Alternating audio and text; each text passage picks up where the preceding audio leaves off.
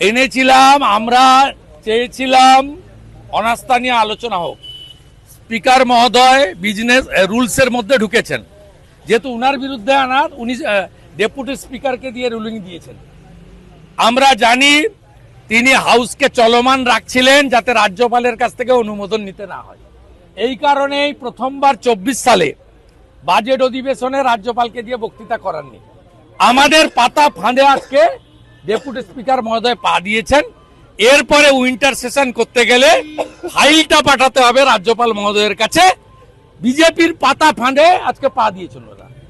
আমি শেষে বলে এসেছি যে আমরা যেটা চাইছিলাম, আপনি রাজ্যপালের কাছে যান, কারণ আপনি বেআইনি ভাবে 4-2-6 জনকে শপথ বাক্য পাঠ করিয়েছেন সংবিধানকে ভায়োলেট করে। আপনি এবারে রাজভবনে আপনি যাতে ছোটেন সে ব্যবস্থাটা আজকে আমরা করে দিই। আপনারা প্রস্তুত থাকুন। 1 কোটি শরণার্থী পশ্চিমবঙ্গে আসবে। বাংলাদেশে হিন্দু কোতল চলছে। রংপুরের কাউন্সিলর, নগর পরিষদের হারাধন নায়ক, তাকে খুন করা হয়েছে। সিরাজগঞ্জে 13 জন পুলিশ খুন হয়েছে, থানার মধ্যে 9 জন হিন্দু। নোয়াখালীতে হিন্দু বাড়ি পোড়ানো হয়েছে।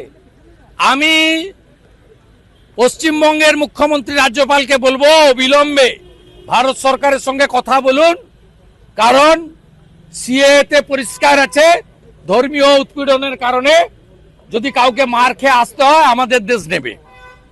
এটা অলরেডি পার্লামেন্ট করেছে। আমি আপনাকে বলছি, এই পরিস্থিতি যদি 3 দিনের মধ্যে কন্ট্রোল না হয়, জামাতের হাতে, মৌলবাদীদের হাতে বাংলাদেশ যাচ্ছে। 1 কোটির বেশি হিন্দু শরণার্থীকে নেওয়ার জন্য সবাই মানসিক প্রস্তুতি নেন। আমি তো প্রস্তুতি নিয়ে নিয়েছি।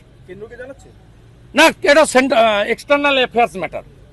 এটা রাজ্য সরকারকে, রাজ্যপালকে জানাতে হবে। আমি দরকার হলে লিখবো, জয়শঙ্করজিকে ডাইরেক্ট করতে পারি না।